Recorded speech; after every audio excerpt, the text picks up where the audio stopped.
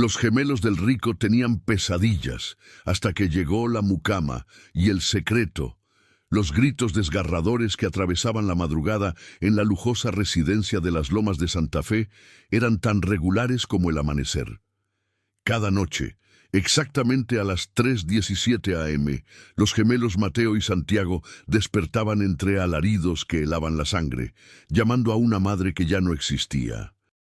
Rodrigo Mendoza, magnate de la industria farmacéutica, había probado todo.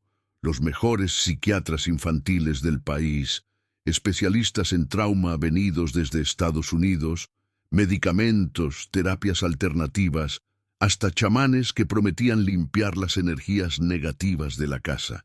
Nada funcionaba. Los niños de apenas 6 años vivían atrapados en un ciclo interminable de terror nocturno que amenazaba con destruir lo poco que quedaba de aquella familia. Pero cuando Esperanza Morales, una mujer sencilla de 34 años, con manos curtidas por el trabajo y ojos que habían llorado sus propias pérdidas, cruzó el umbral de aquella mansión, cargando únicamente su experiencia de 12 años, cuidando hogares ajenos y un corazón lleno de amor maternal sin destino, no tenía idea de que estaba a punto de descubrir el secreto que mantendría despiertos a esos pequeños y cambiaría para siempre el destino de los Mendoza. Antes de continuar, por favor, suscríbete al canal, deja tu like y comparte en los comentarios desde dónde estás escuchando esta historia, porque aquí vives las historias más conmovedoras de YouTube y esta te llegará al corazón. La mansión de los Mendoza se alzaba imponente en una de las zonas más exclusivas de Ciudad de México, con sus 800 metros cuadrados de construcción, jardines que parecían salidos de una revista europea y una fachada de cantera rosa que reflejaba el éxito empresarial de Rodrigo. Pero detrás de esas paredes elegantes, el silencio diurno se había vuelto tan pesado como los gritos nocturnos. Rodrigo Mendoza, a los 38 años, había construido un imperio farmacéutico que abastecía a todo el país, pero toda su fortuna se sentía inútil cuando veía el estado deplorable en que se encontraban sus hijos. Los gemelos, Mateo y Santiago, alguna vez fueron niños alegres y traviesos que llenaban la casa de risas y juegos. Ahora, con grandes ojeras violáceas bajo los ojos, se movían por la casa como pequeños zombis durante el día, demasiado agotados por las noches de terror para participar en cualquier actividad normal.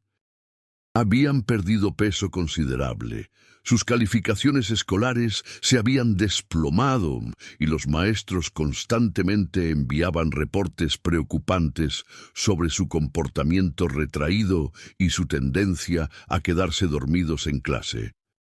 La tragedia que los sumió en esta pesadilla había ocurrido 8 meses atrás, cuando Claudia Mendoza, esposa de Rodrigo y madre adorada de los gemelos, murió en un accidente automovilístico mientras regresaba de una junta escolar. El impacto emocional en los niños fue devastador, pero las pesadillas no comenzaron inmediatamente. Durante los primeros meses, Mateo y Santiago parecían estar procesando el duelo de manera relativamente normal para su edad, con tristeza y confusión, pero sin manifestaciones extremas. Las pesadillas comenzaron exactamente 3 meses después del funeral, de manera súbita e inexplicable. Rodrigo había intentado todo tipo de ayuda profesional. El doctor Carlos Vega, el psiquiatra infantil más reconocido de la ciudad, había diagnosticado trastorno de estrés postraumático con manifestaciones nocturnas severas.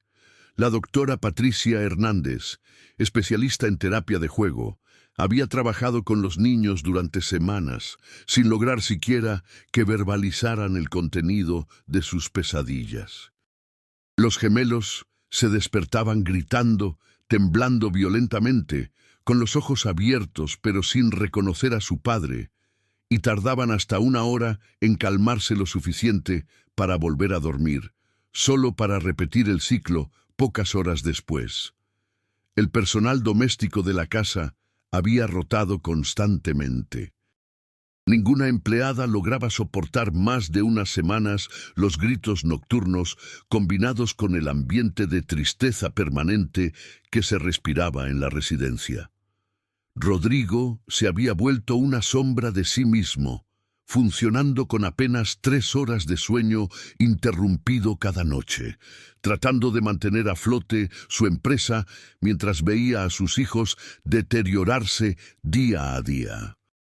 La gota que derramó el vaso fue cuando la última nana, una mujer con 20 años de experiencia en cuidado infantil, renunció después de que los gemelos tuvieran una crisis particularmente severa, donde no solo gritaron durante 2 horas seguidas, sino que Mateo llegó al punto de golpearse la cabeza contra la pared repetidamente mientras repetía entre sollozos palabras que nadie lograba entender. Fue entonces cuando la señora Refugio, la cocinera que llevaba 5 años trabajando para la familia y era la única empleada que había permanecido durante toda la crisis, sugirió contactar a Esperanza Morales. «Señor Rodrigo», le dijo una tarde mientras él tomaba su 5º café del día tratando de mantenerse despierto, «conozco a una muchacha que tiene algo especial con los niños.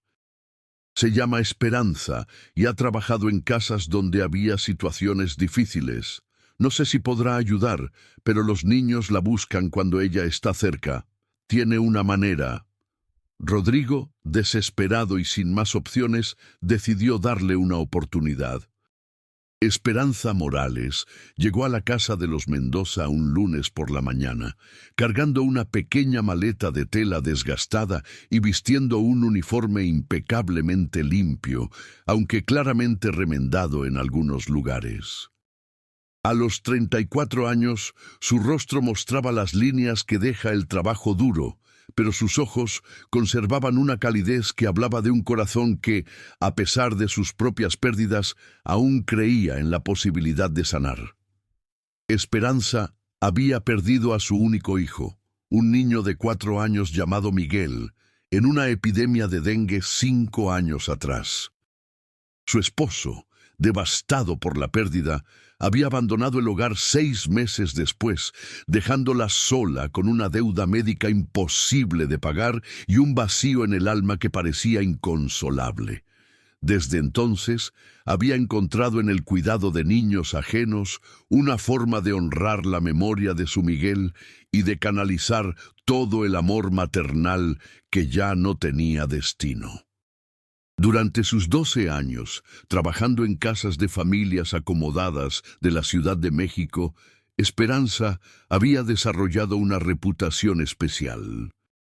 No solo era excepcionalmente competente en todas las tareas domésticas, desde la preparación de comidas gourmet hasta el mantenimiento impecable de residencias grandes, sino que tenía un don inexplicable para conectar con niños que atravesaban situaciones difíciles.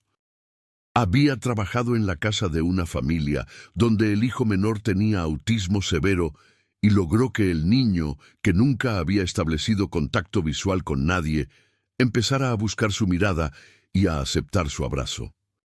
En otra ocasión, cuidó a una niña de 8 años que había perdido el habla después de presenciar un asalto violento en su casa.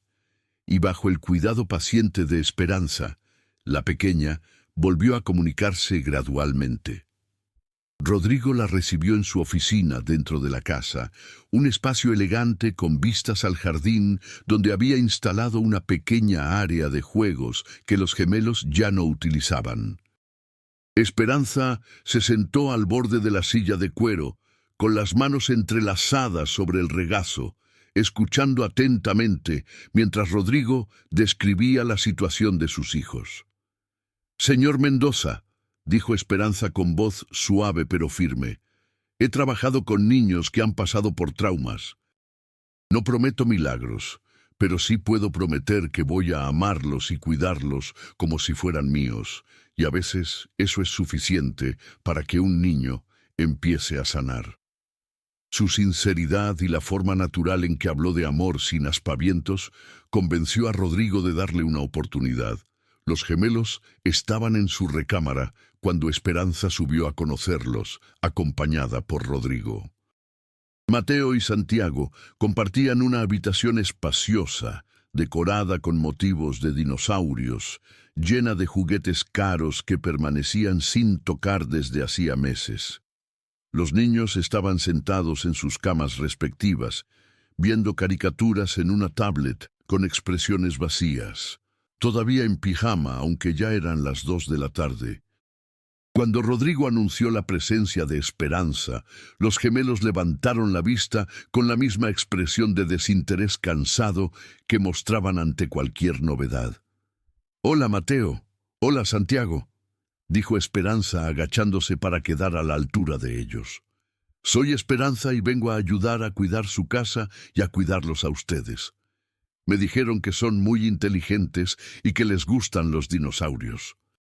Su voz tenía una cualidad musical, suave pero clara, y algo en su tono hizo que los niños la miraran con un poco más de atención. Santiago, siempre el más tímido de los dos, se acurrucó más en su cama, pero Mateo, tradicionalmente más extrovertido, ladeó la cabeza con curiosidad. Esperanza notó inmediatamente varios detalles que los especialistas habían pasado por alto. Los niños tenían juguetes caros, pero ningún objeto de apego, ningún peluche o mantita que los consolara. La habitación, aunque hermosa, carecía de fotos familiares o recuerdos personales de su madre. Todo había sido limpiado, en un intento bien intencionado, pero equivocado de ayudar a los niños a seguir adelante. También observó que ambos niños tenían las uñas mordidas hasta la carne, señal de ansiedad severa, y que sus movimientos eran lentos y cuidadosos, como si temieran molestar o llamar la atención.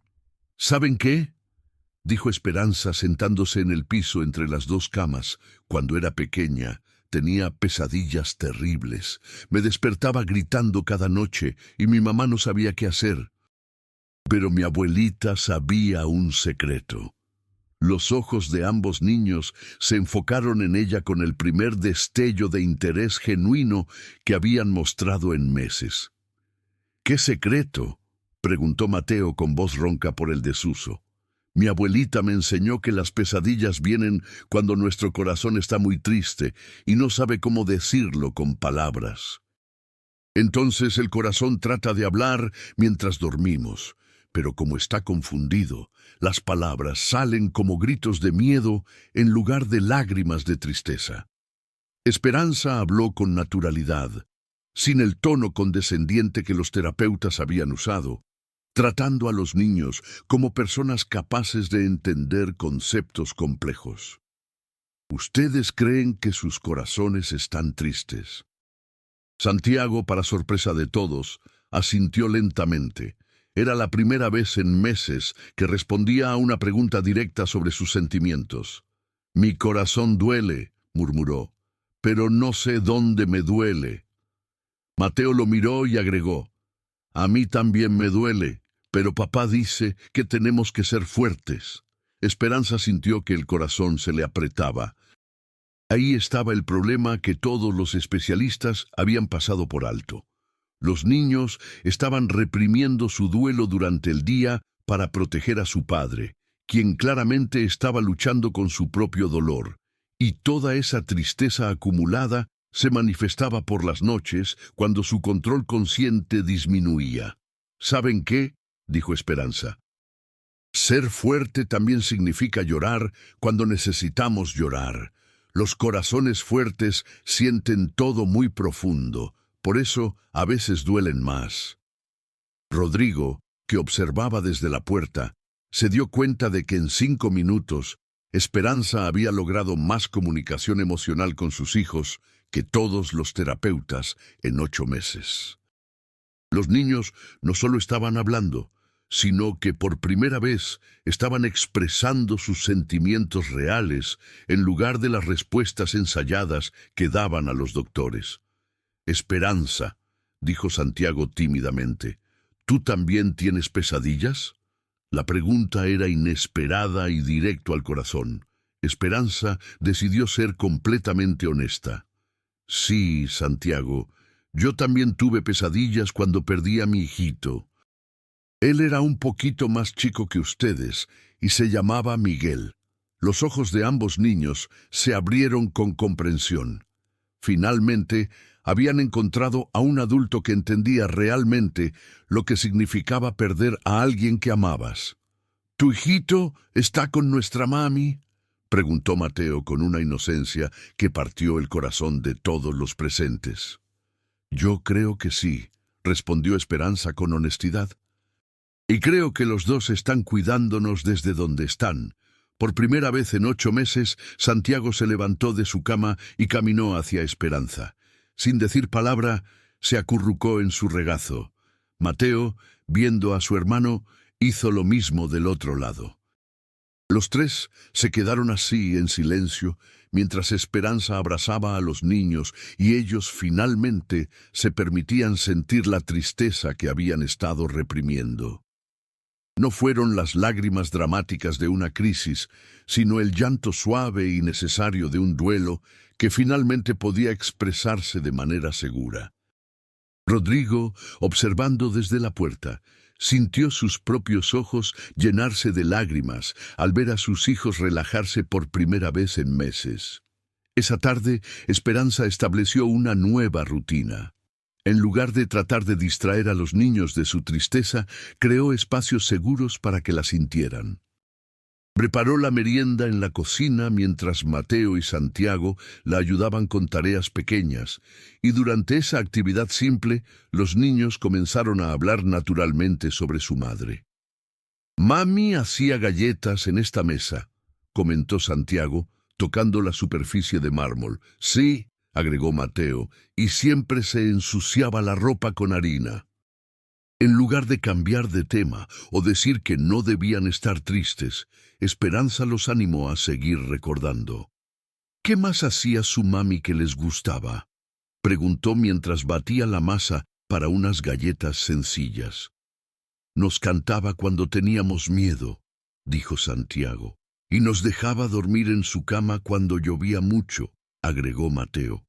«¿Saben qué?», dijo Esperanza. «Todas esas cosas hermosas que su mami hacía con ustedes nunca van a desaparecer. Están guardadas aquí», señaló el pecho de cada niño. «Y cuando se sientan tristes o con miedo, pueden recordar esos momentos y sentir que su mami los está abrazando desde adentro». Rodrigo, que había bajado a buscar café y escuchó la conversación desde el pasillo, se dio cuenta de que Esperanza estaba haciendo algo que ni él ni los terapeutas habían logrado: permitir que los niños honraran la memoria de su madre en lugar de tratar de superarla. Los niños necesitaban integrar su pérdida, no olvidarla. Esa primera noche, Esperanza pidió permiso para quedarse en la casa. «Señor Rodrigo», le dijo después de que los niños cenaran por primera vez en semanas sin que fuera una lucha, «me gustaría estar aquí cuando vengan las pesadillas. Creo que puedo ayudar». Rodrigo, dispuesto a intentar cualquier cosa, aceptó inmediatamente. A las 3:17 a.m., como un reloj, comenzaron los gritos. Pero esta vez, cuando Rodrigo corrió hacia la habitación de los gemelos, encontró a Esperanza ya allí, sentada en el piso entre las dos camas, con Santiago en sus brazos, mientras Mateo se acurrucaba contra su costado. Los niños estaban despiertos y agitados, pero no en el estado de pánico ciego que habían experimentado durante meses. «Shh, mis niños», murmuró Esperanza con voz calmada. «Cuéntenme qué vieron en el sueño». Por primera vez, los gemelos pudieron articular el contenido de sus pesadillas. «Mami estaba en el carro», susurró Santiago entre sollozos, «y nosotros gritábamos, pero ella no nos escuchaba. Y luego el carro se iba volando y mami no regresaba», continuó Mateo. Esperanza se dio cuenta inmediatamente de cuál era el trauma específico que estaban procesando. Los niños no habían estado presentes en el accidente, pero en sus mentes infantiles habían creado una narrativa donde ellos podrían haber salvado a su madre si hubieran estado allí. La culpa del sobreviviente combinada con la impotencia infantil se manifestaba en pesadillas donde eran testigos indefensos de la pérdida de su madre. «Mis amores», dijo Esperanza suavemente, «en el sueño ustedes están tratando de salvar a su mami, ¿verdad?» Ambos niños asintieron. Eso es porque la aman muchísimo y su corazón desearía poder haberla protegido. Pero ¿saben qué?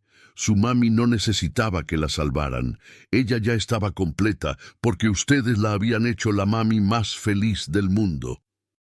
Durante la siguiente hora, Esperanza trabajó con los niños para reescribir mentalmente la narrativa de las pesadillas. En lugar de ser testigos impotentes, les enseñó a imaginarse enviando todo su amor a su madre, convirtiéndose en ángeles que la acompañaban en su último viaje. Cuando vean a su mami en el sueño, les explicó, digan, mami, te amamos y siempre vamos a estar bien porque nos enseñaste a ser fuertes y a cuidarnos. Rodrigo observaba desde la puerta asombrado.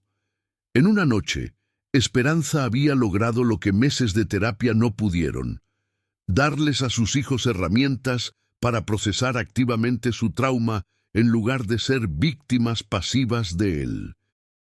Los días siguientes trajeron una transformación gradual, pero notable. Los gemelos comenzaron a comer con más apetito, especialmente cuando Esperanza preparaba comidas sencillas que podían ayudar a hacer. Mateo y Santiago empezaron a jugar nuevamente, aunque sus juegos ahora incluían temas de pérdida y reencuentro que antes habían evitado. Jugaban a que eran doctores que curaban dinosaurios heridos o a que eran astronautas que visitaban a familiares en las estrellas. Esperanza también instituyó un ritual nocturno que reemplazó la ansiedad por la anticipación positiva. Cada noche, antes de dormir, se sentaba con los niños y juntos enviaban mensajes a mami. Los niños le contaban a su madre sobre su día, le decían que la extrañaban, pero también le aseguraban que estaban cuidando bien de papá y de ellos mismos. Este ritual les dio una sensación de conexión continuada en lugar de pérdida absoluta. Pero el verdadero punto de inflexión llegó durante la segunda semana de Esperanza en la casa. Una noche, cuando los gemelos despertaron con la pesadilla habitual, algo diferente sucedió. Santiago despertó primero y en lugar de gritar inmediatamente susurró, «Esperanza, ven». Cuando ella llegó a la habitación, Santiago le dijo, «Soñé con mami otra vez, pero esta vez le dije que la amaba y ella me sonrió». Mateo, despertado por las voces, agregó, «Yo también la vi sonreír. Y me dijo que estaba orgullosa de cómo estamos cuidando a papá». Era la primera vez que los gemelos reportaban una interacción positiva en sus sueños relacionados con su madre. El contenido de las pesadillas estaba transformándose gradualmente en sueños de conexión y amor. Rodrigo, que había sido testigo de toda esta transformación, se dio cuenta de que Esperanza no solo estaba curando a sus hijos, sino que también le estaba enseñando a él cómo ser el padre que ellos necesitaban durante el duelo. Había estado tan enfocado en arreglar el dolor de sus hijos que había olvidado que el dolor compartido y procesado se vuelve más llevadero.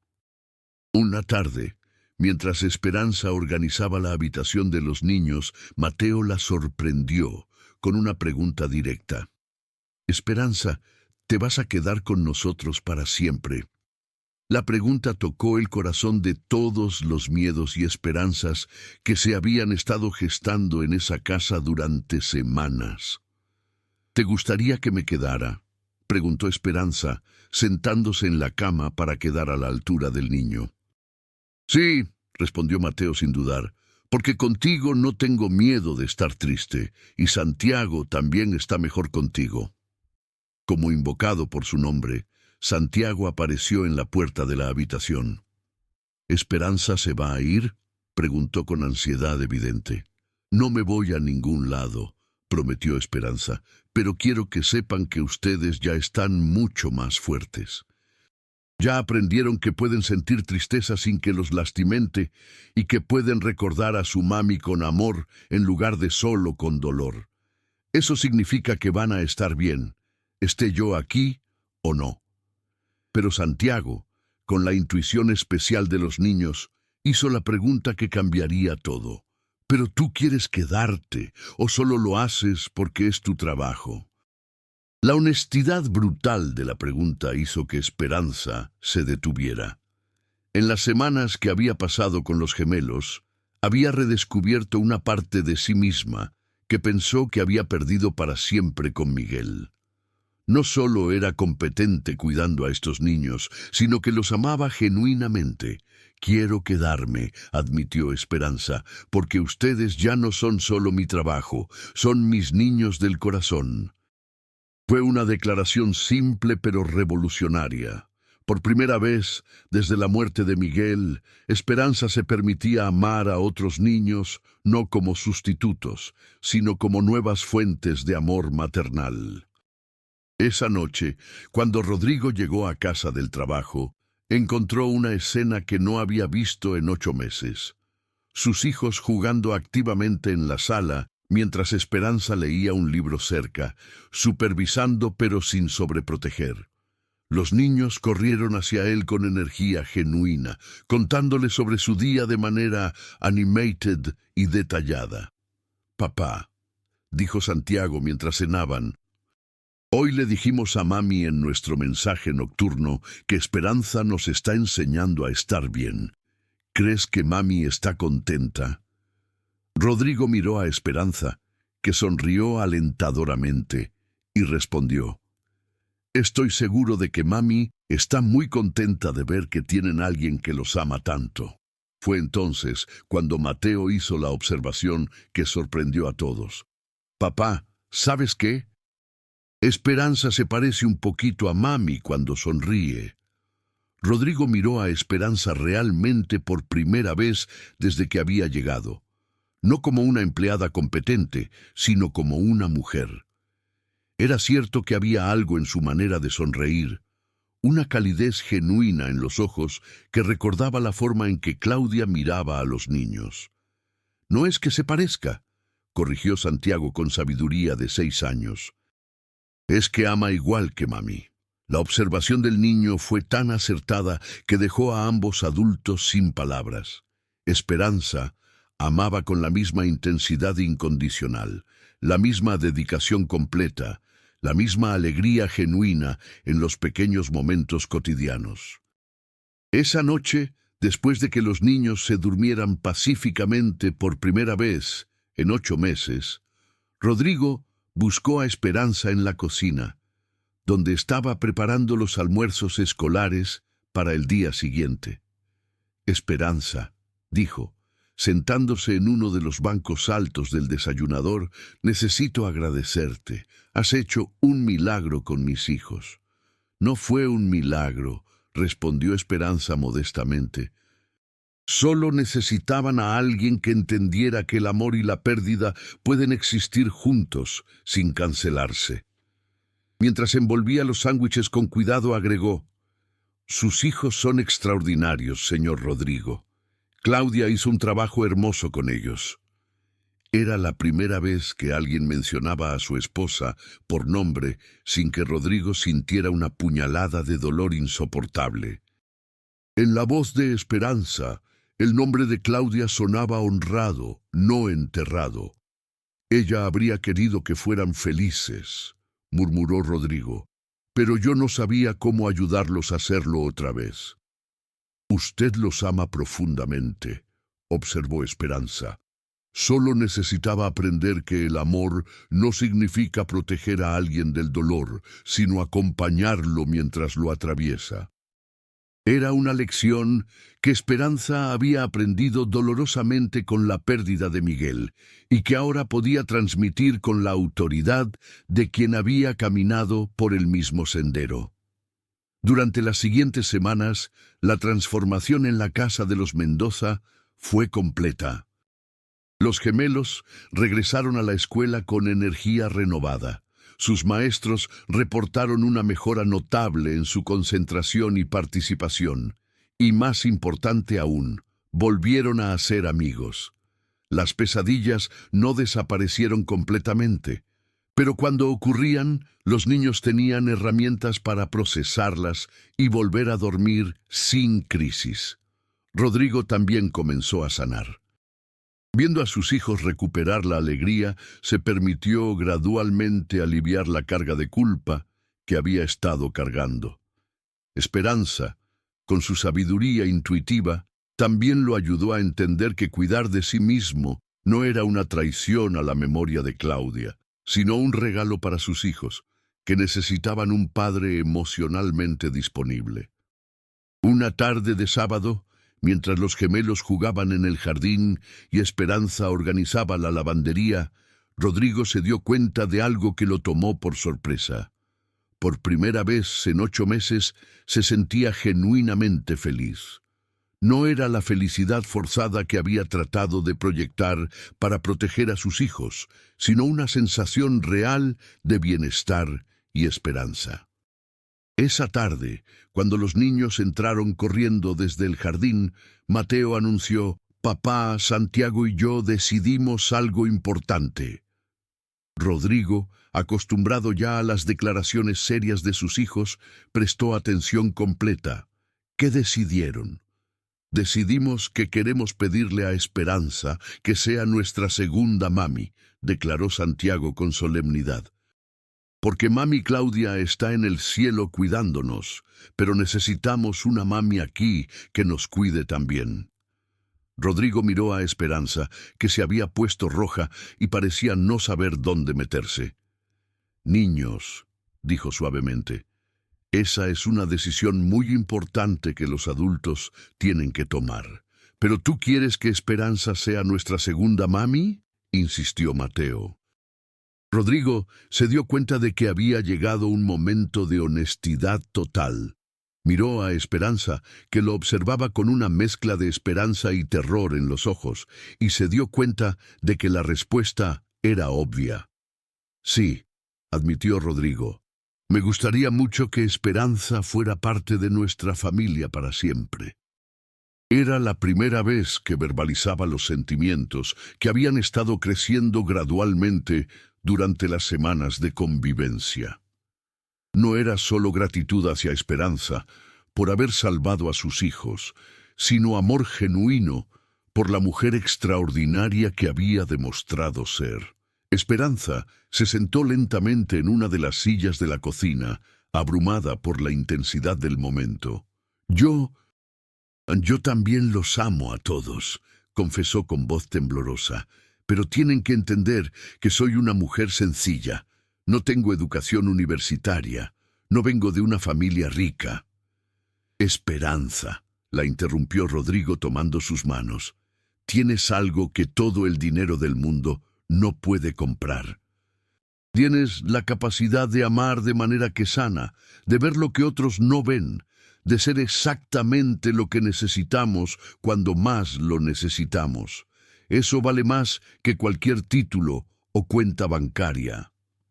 Los gemelos, viendo la seriedad de la conversación, se acercaron y se pararon uno a cada lado de Esperanza. «¿Eso significa que vas a ser nuestra mami de verdad?», preguntó Santiago con ansiedad. Esperanza miró a los 3 hombres que, sin saberlo, habían llenado el vacío que Miguel había dejado en su corazón. No era un reemplazo de su hijo perdido, sino una nueva forma de amor maternal que había florecido naturalmente.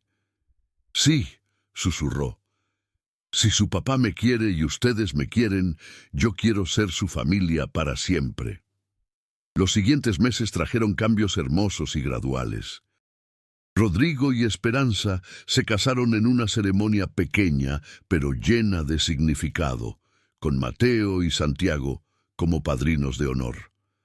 Los gemelos insistieron en que parte de la ceremonia fuera un momento de silencio para Invitar a Mami Claudia a la boda. Y cuando una mariposa blanca apareció durante ese momento y revoloteó alrededor de la familia, todos supieron que habían recibido la bendición que buscaban.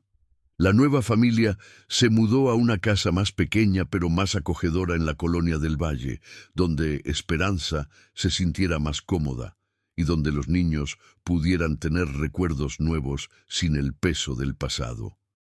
Rodrigo mantuvo su empresa farmacéutica, pero ahora trabajaba desde casa 3 días a la semana para estar más presente en la vida cotidiana de los gemelos. Un año después de la boda, cuando Mateo y Santiago tenían 7 años, llegó la noticia que completaría definitivamente la curación de toda la familia. Esperanza estaba embarazada. Los gemelos recibieron la noticia con una alegría explosiva, pero también con una sabiduría sorprendente para su edad. ¿El bebé va a conocer a Mami Claudia?, preguntó Santiago durante la cena el día que anunciaron el embarazo. Esperanza, ya acostumbrada a las preguntas profundas de los niños, respondió: «Creo que el bebé va a nacer sabiendo todo el amor que Mami Claudia tenía por esta familia, porque ese amor forma parte de quienes somos nosotros. Y nosotros le vamos a contar todas las historias de Mami Claudia», agregó Mateo, «para que sepa que tiene 2 mamis que lo aman, una en el cielo y una aquí». La forma en que los gemelos habían integrado las 2 figuras maternales en su vida era un testimonio del trabajo emocional profundo que habían hecho con la ayuda de Esperanza. Durante el embarazo, algo hermoso sucedió. Los gemelos, que habían pasado tanto tiempo siendo cuidados debido a su trauma, ahora tenían la oportunidad de ser los cuidadores. Se convirtieron en los protectores más devotos de Esperanza, ayudándola con tareas pequeñas, hablándole al bebé en su vientre y asegurándose de que descansara lo suficiente. «Hermanito», le decía Santiago al vientre de Esperanza cada noche, «nosotros te vamos a enseñar todo lo que sabemos. Te vamos a enseñar a andar en bicicleta y a nadar, y también te vamos a enseñar que cuando estés triste está bien llorar, porque después te sientes mejor».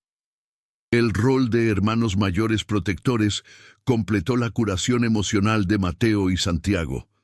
Ya no eran solo niños que necesitaban ser cuidados debido a su trauma, sino niños capaces de dar cuidado y amor a otros.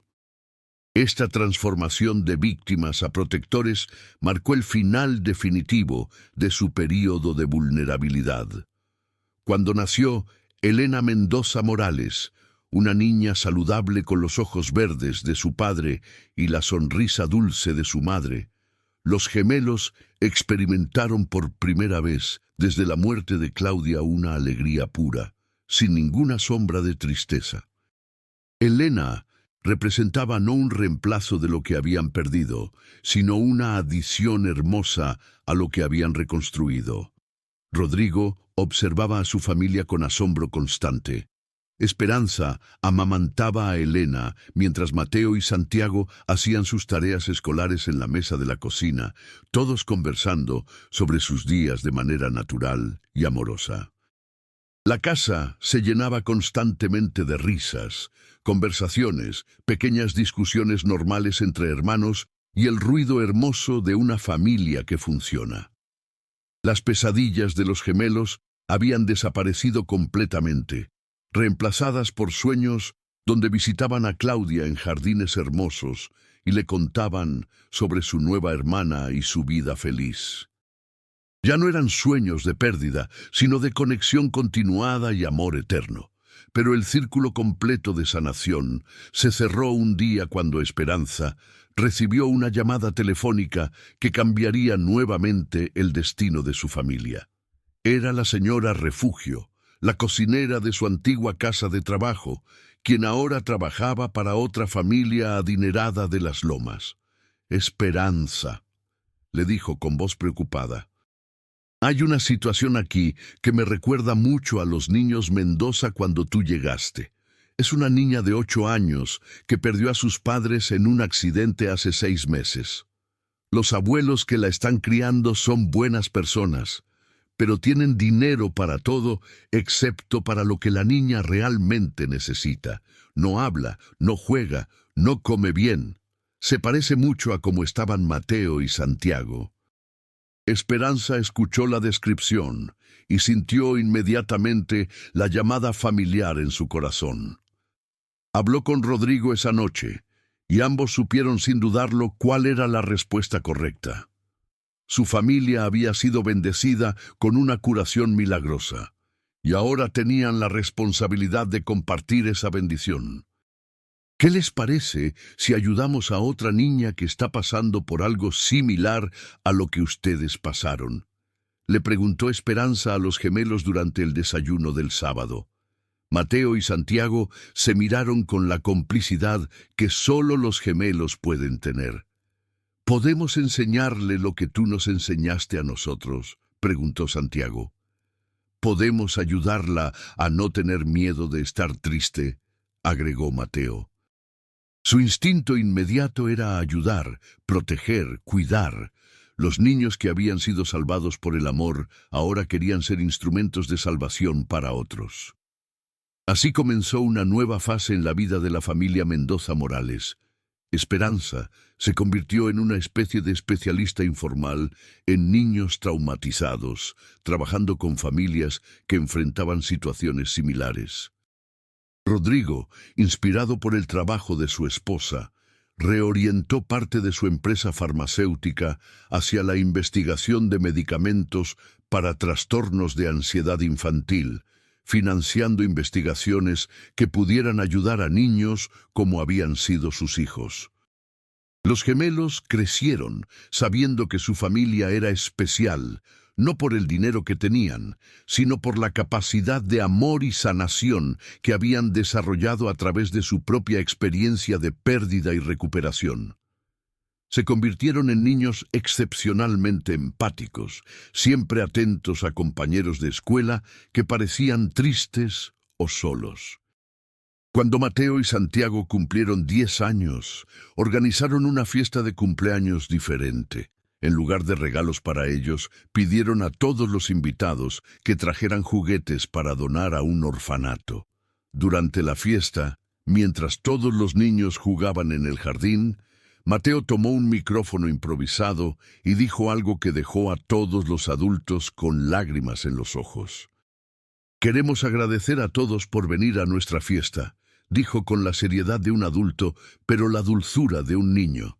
«Pero especialmente queremos agradecer a nuestra mami Esperanza, que nos enseñó que cuando algo triste te pasa, puedes usar esa tristeza para ayudar a otros niños que están pasando por lo mismo. Y queremos agradecer a nuestra mami Claudia, que está en el cielo, porque sabemos que ella mandó a mami Esperanza para cuidarnos». Santiago tomó el micrófono y agregó: «Todos los niños que están aquí tienen mamis y papis que los aman, pero hay niños que no tienen eso, y por eso trajimos juguetes para ellos, porque el amor se hace más grande cuando lo compartes». Rodrigo abrazó a Esperanza mientras observaban a sus hijos, ahora completamente sanados y convertidos en agentes de sanación para otros.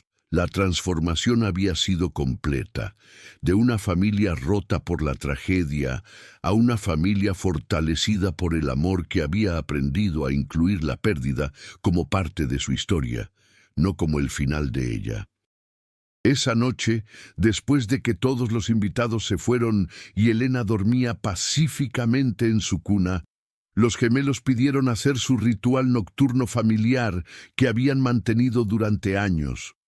Los 4 se sentaron en la sala, tomados de las manos, y cada uno compartió algo por lo que estaba agradecido ese día.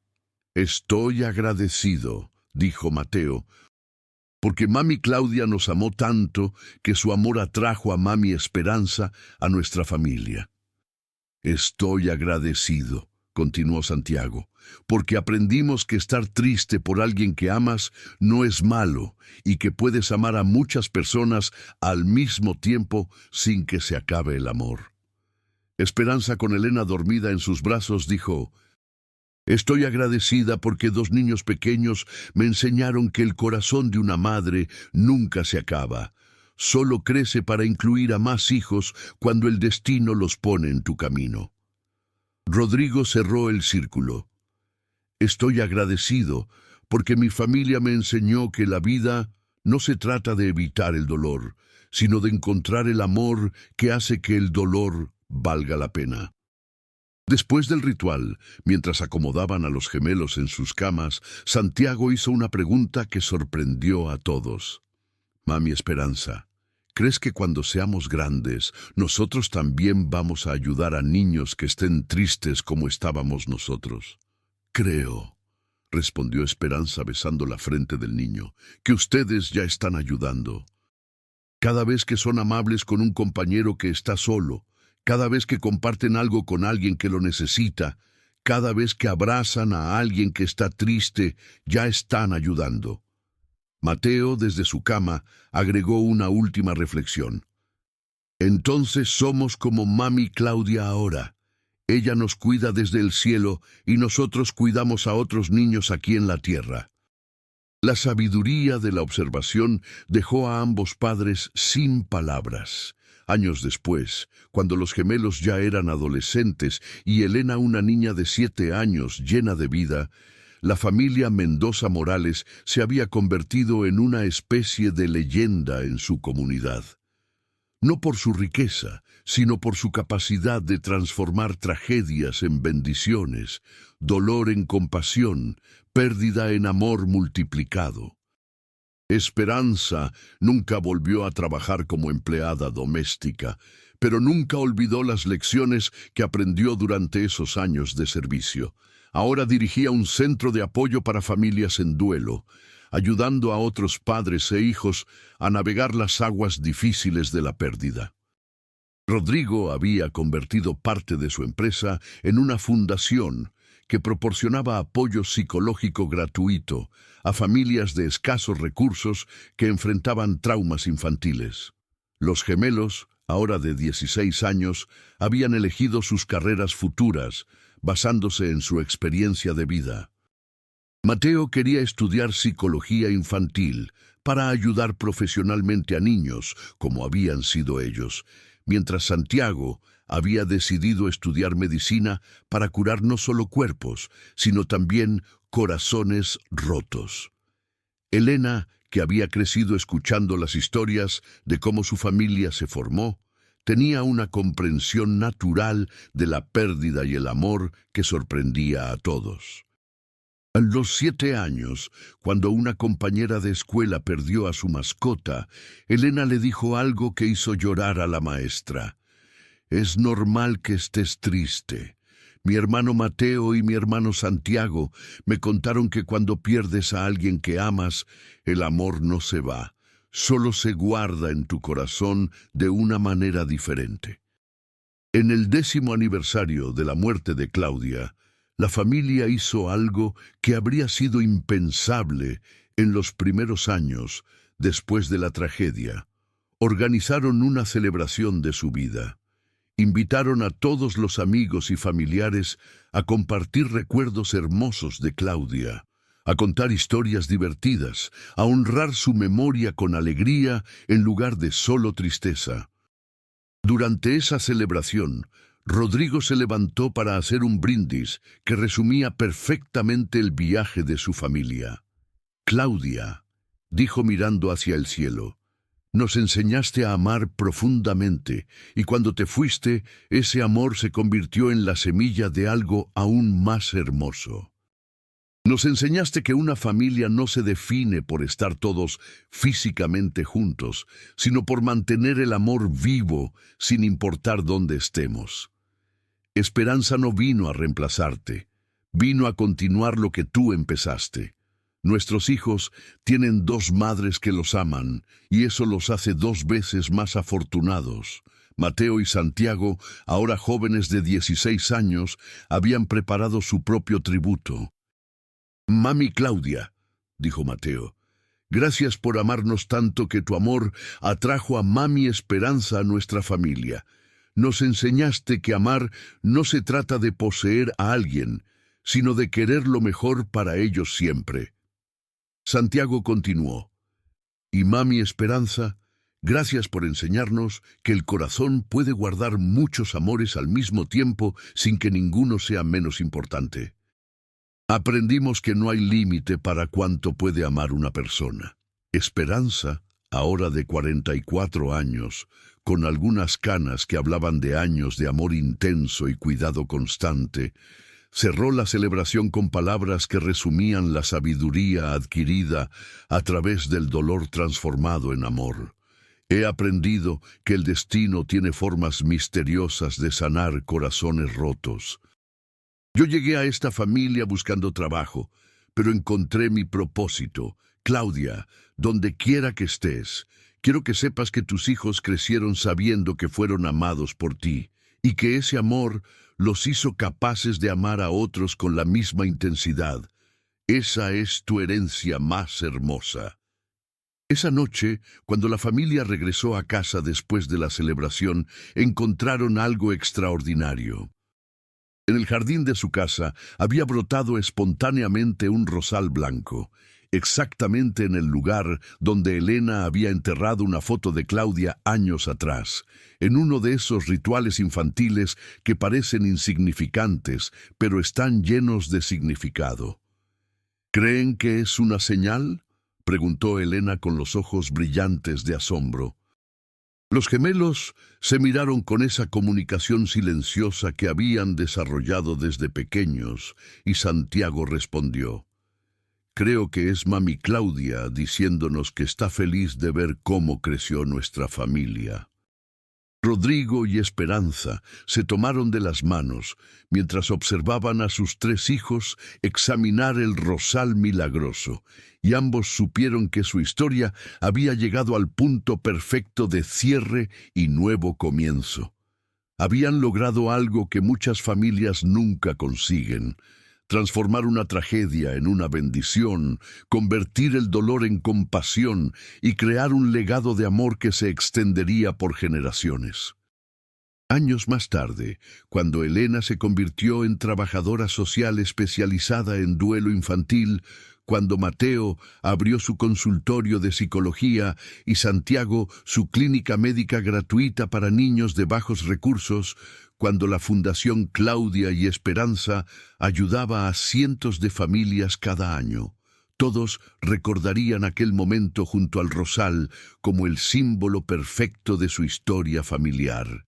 Belleza inesperada que brota del lugar donde el amor verdadero ha sido plantado con lágrimas y cuidado con esperanza. La familia Mendoza Morales había aprendido la lección más importante de todas, que el amor verdadero nunca muere, solo se transforma y se multiplica, creando círculos cada vez más amplios de sanación y compasión que tocan la vida de personas que ni siquiera conocemos, pero que necesitan exactamente el tipo de amor que nosotros hemos aprendido a dar. Y así, en una casa llena de risas, donde una vez solo hubo gritos de dolor, en una familia que incluyó la pérdida como parte de su historia de amor, en lugar de como el final de ella, se completó el milagro más hermoso de todos: la transformación del sufrimiento en sabiduría, del trauma en fortaleza y de un final devastador en un comienzo lleno de posibilidades infinitas de amor. ¿Y tú crees que existe una conexión inexplicable entre almas que necesitan sanarse mutuamente? ¿Que el amor verdadero puede ser más poderoso que todo el dinero del mundo? Comparte tu opinión en los comentarios. Queremos saber si esta historia tocó tu corazón tanto como tocó el nuestro. Si te emocionaste, suscríbete al canal y activa la campanita para recibir nuestras historias más conmovedoras. Y no te pierdas el próximo video recomendado. Una nueva historia de superación te espera.